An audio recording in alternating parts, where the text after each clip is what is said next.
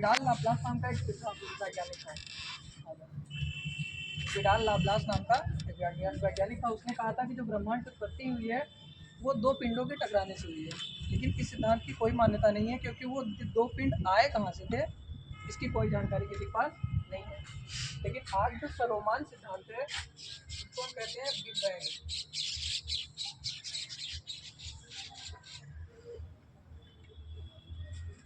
इसको देने वाला था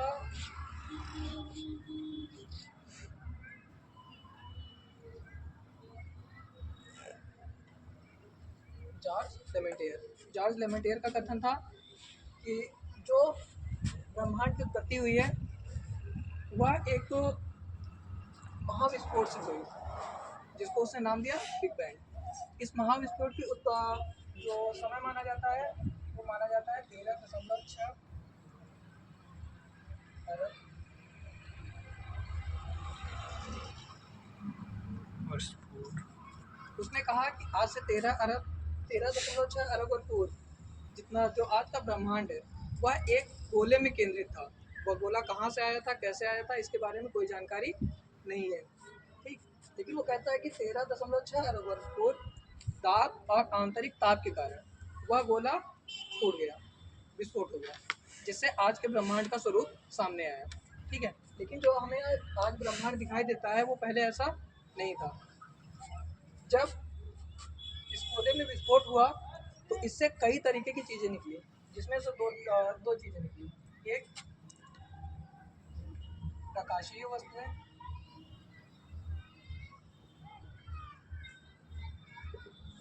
और एक थी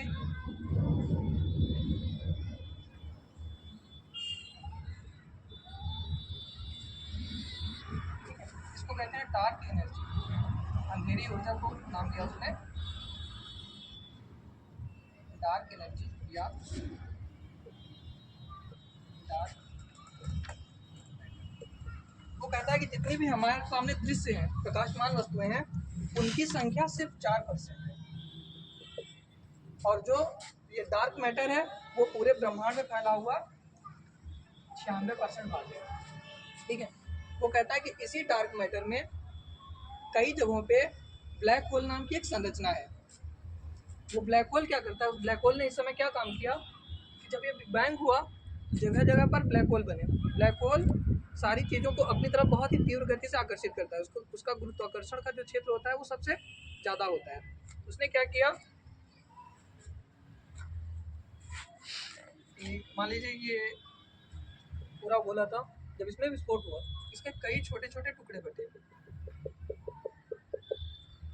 अब इनमें से ये ब्लैक होल जो था, एक ब्लैक होल, कई सारे रहे होंगे लेकिन एक ब्लैक होल के लिए कुछ पढ़ते हैं। एक ब्लैक होल ने क्या किया कि अपने आसपास जितनी भी गतिशील वस्तुएं थी उन सबको उसने अपनी गुरुत्वाकर्षण शक्ति से अपनी तरफ खींचना शुरू किया, ठीक है। लेकिन जो ये मैटर थे और पदार्थ थे वो बहुत तीव्र गति से एक दूसरे से दूर भाग रहे थे। ये बहुत तीव्र गति से एक दूसरे से दूर भाग रहे थे, लेकिन ब्लैक होल क्या कर रहा था, इनको अपनी तरफ खींच रहा था, जिससे एक संरचना का निर्माण हुआ, जिसको आज हम किस नाम से जानते हैं, गैलेक्सी। इसकी पुष्टि इस बात से होती है कि आज भी हर गैलेक्सी में जितनी भी गैलेक्सीज हैं उनके केंद्र में एक ब्लैक होल का पाया जाना इस सिद्धांत की पुष्टि करता है। गैलेक्सी का निर्माण इसी तरीके से हुआ है कि एक ब्लैक होल है, केंद्र है, वो अपने आसपास सारी वस्तुओं को अपनी तरफ खींचता है, ठीक है। लेकिन जितनी भी बाकी चीज़ें हैं वो बाहर निकलने का लगातार प्रयास करती रहती हैं और वो चक्र चलता रहता है, ठीक। अब हम बात करते हैं गैलेक्सी की।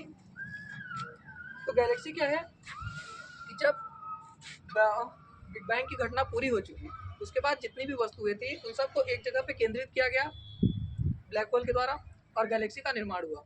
गैलेक्सी में 3 भाग होते हैं, आंतरिक भाग, मध्य भाग और बाहरी भाग, बाह्य भाग, ठीक है।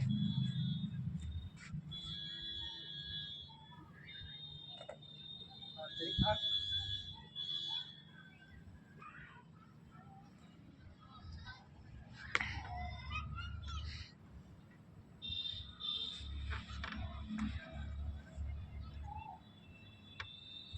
गैलेक्सी के केंद्र में हमेशा एक क्या होता है, ब्लैक होल।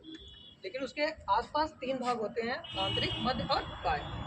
आंतरिक भाग में बहुत ही पुराने, जिसको कहा जाता है प्रौढ़ तारे।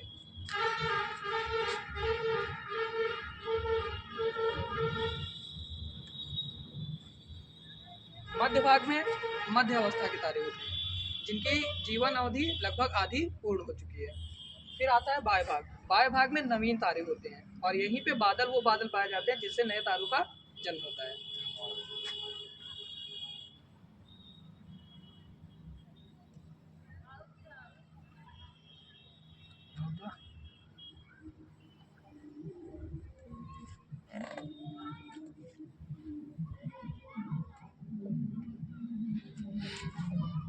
ये किसी भी गैलेक्सी का किसी भी गैलेक्सी के 3 पार्ट होते हैं, ये 3 भाग होते हैं, ठीक है। अब हम अपनी गैलेक्सी की बात करते हैं। तो जो पृथ्वी है या हमारा जो सौरमंडल है, वो जिस गैलेक्सी में उपस्थित है उसका नाम है दुग्ध मेखला, ठीक है।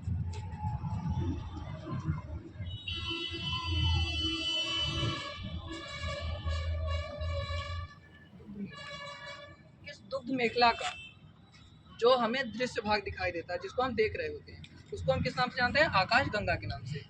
पूरी गैलेक्सी का क्या नाम है? दुग्ध मेखला। लेकिन जिस भाग को हम देखते हैं उसका क्या नाम है? आकाश गंगा, ठीक है।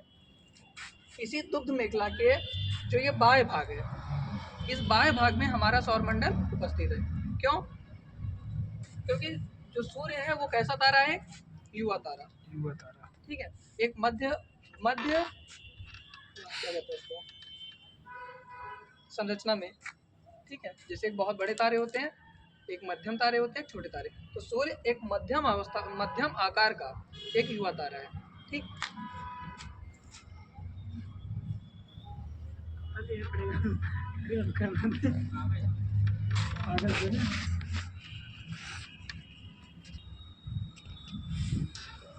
तारे क्या होते हैं? ठीक है।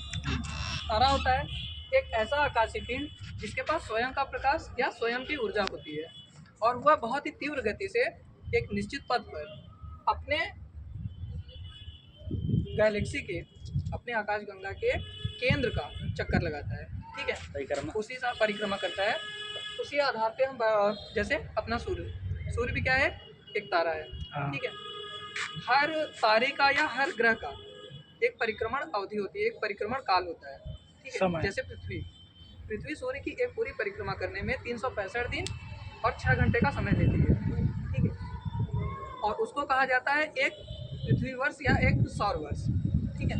लेकिन जो सूरज है, सूरज भी बहुत ही तीव्र गति से अपने आकाशगंगा का चक्कर लगाता है, लेकिन उस चक्कर को लगाने में सूरज को 25 करोड़ साल लगते हैं।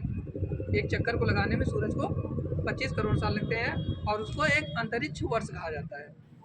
जो पूरा वर्ष होता है उसको क्या कहते हैं? अंतरिक्ष वर्ष, ठीक है। तो तारा क्या होता है?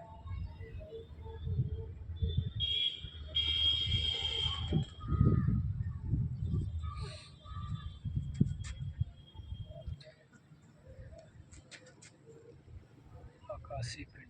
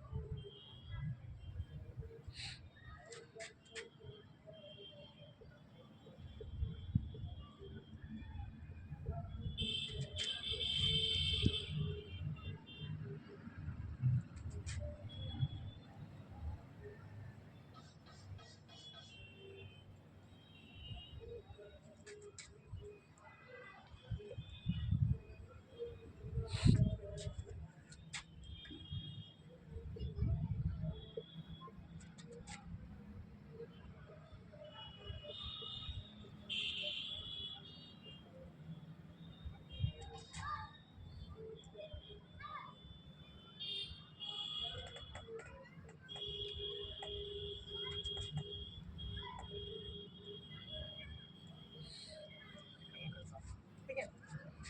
इस तारे में हमने 2 चीज बताई, एक है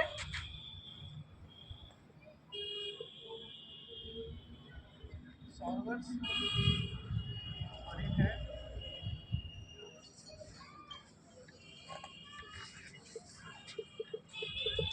सौर वर्ष। क्या है?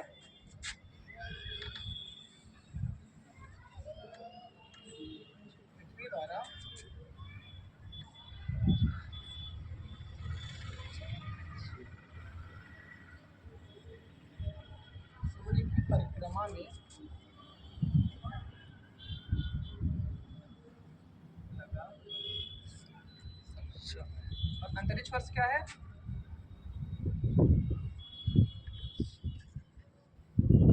सूर्य द्वारा आकाश गंगा की परिक्रमा करने में लगा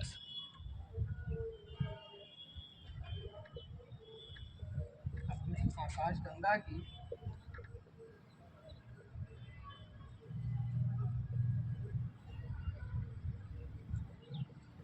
परिक्रमा में लगा। ठीक है। अगर तारा है, हमने कहा कि उसके पास स्वयं का प्रकाश और स्वयं की ऊर्जा होती है। अगर स्वयं का प्रकाश है और स्वयं की ऊर्जा है तो जाहिर सी बात है उसके पास कोई एक ऐसी प्रक्रिया होगी जिसके द्वारा उसके अंदर ऊर्जा का निर्माण हो रहा होगा। तो जो सूर्य की ऊर्जा या किसी भी तारे की जो ऊर्जा का स्रोत होता है, ठीक है, किसी भी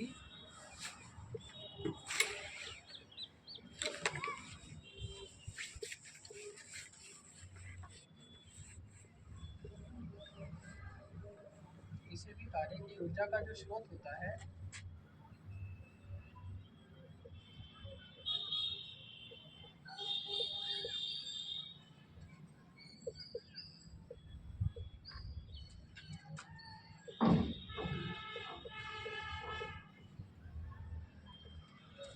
किसी भी तारे की ऊर्जा का स्रोत क्या होता है? नाभिकीय संलयन। नाभिकीय संलयन की प्रक्रिया में क्या होता है कि जो लगातार किसी भी तारे का जो केंद्र होता है उसके केंद्र भाग में हमेशा हाइड्रोजन और हीलियम के तत्व पाए जाते हैं। लगातार जो हाइड्रोजन होती है वो हीलियम में परिवर्तित होती रहती है और यह प्रक्रिया हमेशा चलती रहती है और इसी कारण जो किसी भी तारे की ऊर्जा होती है वो बनी रहती है। अगर हम तारे को देखते हैं तो तारे की ऊर्जा का पता लगाया जाता है क्योंकि तारे के पास कोई ऐसी अभी हमारे पास कोई भी यान नहीं है कि जो किसी तारे के बहुत पास से गुजरा हो। तो तारे से आने वाले प्रकाश से हम उसके ऊर्जा या उसके ताप का पता लगाते हैं। अगर तारा लाल रंग का दिख रहा है इसका मतलब है मध्यम ताप का है। अगर वो पीले रंग का दिख रहा है तो वो लाल रंग का है तो वो निम्न ताप का है। पीले रंग का दिख रहा है तो मध्यम ताप का है। लेकिन जिस तारे की रोशनी हल्की बैगनी या नीले रंग की आती है वो बताता है कि वह तारा बहुत ही उच्च ताप का है। ठीक है। तो जो सूर्य है, सूर्य एक मध्यम ताप का तारा है। सूर्य कैसा तारा है? मध्यम ताप का।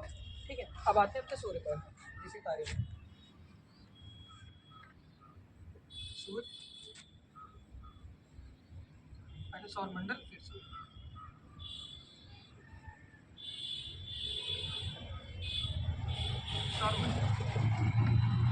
सौरमंडल का निर्माण कब हुआ? ठीक है। तो सिद्धांत है कि आज से 4.6 अरब साल पहले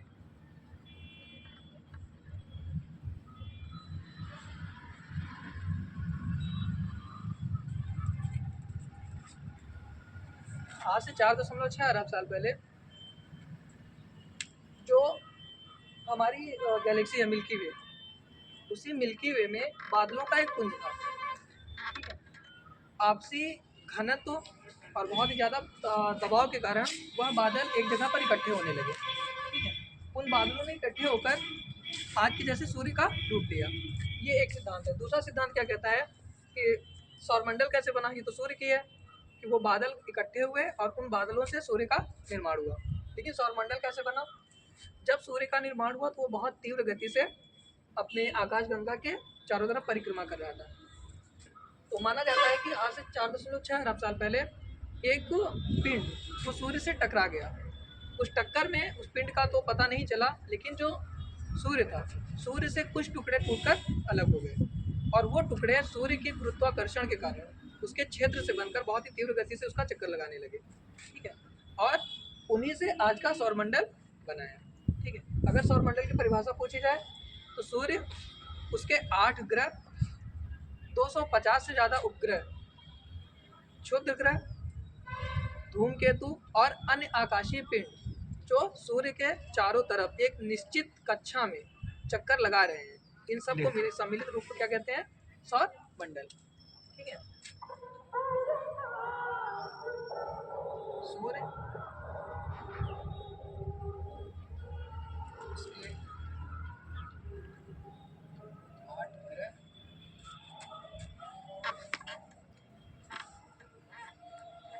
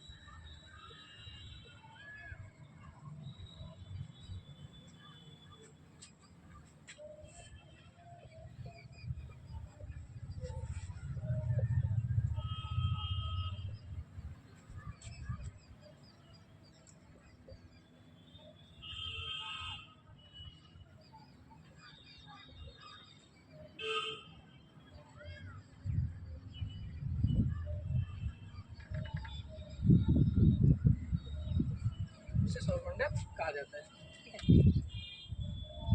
अब हमने कहा सूर्य, उसके 8 ग्रह, 250 ज्यादा उपग्रह, क्षुद्र ग्रह, धूमकेतु तथा अन्य आकाशीय पिंड जो एक निश्चित कक्षा में सूर्य का चक्कर लगा रहे हैं उन्हें सौरमंडल कहा जाता है। ठीक है, सौरमंडल का जब निर्माण हुआ, जब सूर्य से उस ग्रह की टक्कर हुई, उस पिंड की, तो जितने भी ग्रह टूटे, ठीक है, मान लीजिए सूर्य है,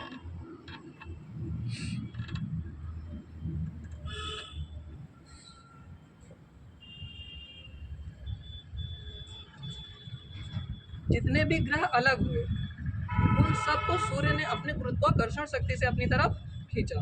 ठीक है, जिस ग्रह का घनत्व, ठीक है, जितना अधिक था, या जो ग्रह जिसके पास धरातल का जितना ज़्यादा जिसके पास धरातल का जितना अधिक पार्ट था, जिसका धरातल जितना ठोस था, अपनी ठोस आकृति या अपने घनत्व की वजह से सूर्य ने उनके क्रम में उनको अपनी तरफ खींचा। जैसे सबसे पहले बुध, ठीक है, जो बुध ग्रह है वो आकार में छोटा था, लेकिन उसका जो धरातल है वह बहुत ही ठोस है, जिसकी वजह से सूर्य के गुरुत्वाकर्षण का उसके ऊपर ज़्यादा प्रभाव पड़ा और वह सबसे पहले रुका, वह एक निश्चित कक्षा में सबसे पहले स्थिर हो गया।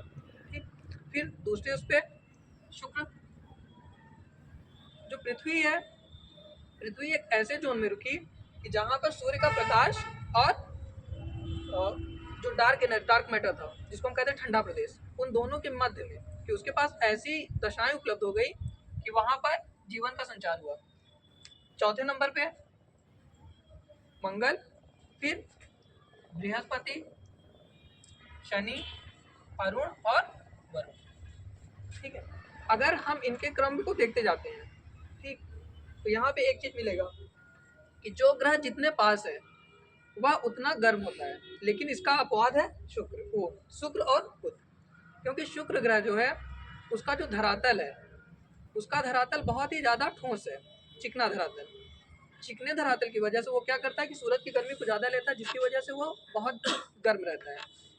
जबकि पास होने की वजह से बुध को सबसे ज़्यादा गर्म होना चाहिए था, लेकिन बुध के पास तापांतर बहुत अधिक है। क्यों? क्योंकि जो ग्रह जितनी पास रुका है उसके ऊपर सूर्य का जो प्रभाव था गुरुत्वाकर्षण का वो ज़्यादा हुआ, जिसकी वजह से उसके जो घूर्णन की गति थी अपने अक्ष पर वो बहुत ज़्यादा होती है। जैसे ये बुध है, तो बुध की जो घूर्णन की गति अपने अक्ष पर वो बहुत तीव्र है, और अपनी कक्षा में भी घूर्णन की गति उसकी सबसे ज़्यादा है। जैसे बुध पे लगभग 10 घंटे का दिन होता है, हमारे यहाँ जितना 24 घंटे में होता है उतना बुध में 10 घंटे में पूरा हो जाता है, जिसकी वजह से क्या होता है कि दिन भर वो जितना ताप ग्रहण करता है शाम को उतने ताप को परिवर्तित कर देता है, इसकी वजह से ये सबसे ज़्यादा गर्म नहीं हो पाता। ठीक है, फिर शुक्र है, शुक्र के पास क्या है कि वो ताप को ग्रहण तो करता है, लेकिन उतनी मात्रा में एल्बिडो उसको कहते हैं, कभी अगर एल्बिडो का नाम सुना होगा, इसके आगे वाली कोर्स में बताएंगे। एक होता है एल्बिडो, सूर्य का जो शुक्र है, शुक्र का एल्बिडो बहुत अधिक है, जिसकी वजह से वो बहुत अधिक गर्म हो जाता है, जिसकी वजह से वो सबसे ज़्यादा गर्म ग्रह कहलाता है। तीसरे नंबर पर हमारी पृथ्वी आती है, जो सारे दिन में पाई हुई 51%, वो सूर्य से 51% ऊर्जा को ग्रहण करती है और उस रात को उस 51% ऊर्जा को वापस दे देती है। ठीक है, तो सबसे ज़्यादा गर्म ये है शुक्र। ठीक है, फिर आगे बढ़ते जाएंगे तो इनके जो ठंडे होने की गति है, वो ठंडे होने की दर है, वो बढ़ती चली जाएगी। जैसे शुक्र, फिर बुध, गर्म के बता रहे हैं, सबसे ज़्यादा ताप शुक्र का होता है, फिर बुध का होता है, फिर पृथ्वी, फिर मंगल, बृहस्पति, शनि, अरुण और वरुण। यहाँ तक कि अरुण और वरुण इतने ठंडे उसमें हैं कि जो सूर्य का प्रकाश है वो उनके पास बहुत ही कम मात्रा में पहुँचता है, जिसकी वजह से इन दोनों को ठंडा ग्रह कहा जाता है, ये इतने ठंडे हैं। और यहाँ पे मीथेन होने की वजह से इनको हरा ग्रह भी कहते हैं, लेटा ग्रह, हरा ग्रह, ये अलग अलग बातें हैं। तो कुल मिला के यहाँ पे ये कॉन्सेप्ट था कि जब सूर्य से टक्कर हुई, ठीक है, तो जो ग्रह जितना अधिक घनत्व वाला था या जिसके पास जितना अधिक धरातल था, सबसे अधिक घनत्व की बात करते हैं तो घनत्व सबसे अधिक पृथ्वी का है, लेकिन पृथ्वी अपने आकार में भी बड़ी है। बुध का आकार सबसे छोटा है, लेकिन उसके आकार की तुलना में जो उसका रेशियो एवरेज है, उसके आकार के सापेक्ष उसका घनत्व सबसे अधिक है। आकार के सापेक्ष उसका घनत्व क्या है? सबसे अधिक है, जिसकी वजह से वो सूर्य के सबसे पास टिका। ठीक, दूसरा क्या है? शुक्र है। अगर पृथ्वी से तुलना करते हैं तो पृथ्वी से आकार में वो छोटा है, ठीक है, लेकिन अपने आकार के सापेक्ष उसका भी घनत्व क्या है, अधिक है, पृथ्वी की तुलना में अपने आकार के सापेक्ष अधिक है। ठीक है, इसकी वजह से वो दूसरे नंबर पे। ठीक, तो इनमें से जो 4 ग्रह हैं शुरू के, बुध, शुक्र, पृथ्वी और मंगल, इनको कहते हैं आंतरिक ग्रह, या इनको जोवियन प्लैनेट कहा जाता है। इनको क्या कहते हैं, आंतरिक ग्रह या जोवियन प्लैनेट। ठीक है, इसके आगे के जो ग्रह होते हैं उनको बाह्य ग्रह कहते हैं, या इनको जुपिटर और बृहस्पति सदृश ग्रह कहा जाता है। ठीक है, इसका एक कारण और भी है, क्योंकि ये जो 4 ग्रह हैं इन चारों पे धरातल पाया जाता है। अगर कभी पूछा जाए कि सौर मंडल में ऐसे कितने ग्रह हैं जिनके पास धरातल पाया जाता है, ठोस धरातल, तो इन चारों के पास ठोस धरातल है। लेकिन इधर के जितने हैं, जितना आगे चलते चले जाएंगे धरातल उतना कम होता चला जाएगा, इनका धरातल ठोस नहीं है। और सबसे कम जो सबसे विरल धरातल है, ठीक है, विरल का मतलब होता है हल्का धरातल, सबसे हल्का धरातल होता है शनि का। शनि का घनत्व तो इतना कम है, 0.64 है पर सेंटीमीटर क्यूब, कि उसको अगर पृथ्वी पर किसी तरीके से उसको अगर पृथ्वी पर ले आ दिया जाए और उसको पृथ्वी में किसी महासागर पर रख दिया जाए तो वह ग्रह उस महासागर पे तैरने लगेगा, वो डूबेगा नहीं, इतना हल्का ग्रह है वो। ठीक है, तो ये आंतरिक ग्रह होते हैं और ये बाह्य ग्रह। ठीक है, इनके बांटने के लिए एक सीमा है, ये जो बटे हुए हैं इनकी एक सीमा पट्टी कही जाती है। वैज्ञानिक रूप से मान्य नहीं है, लेकिन सिर्फ इसको याद रखने के लिए पढ़ते हैं। ठीक है, वैज्ञानिक रूप से उसका कॉन्सेप्ट दूसरा है।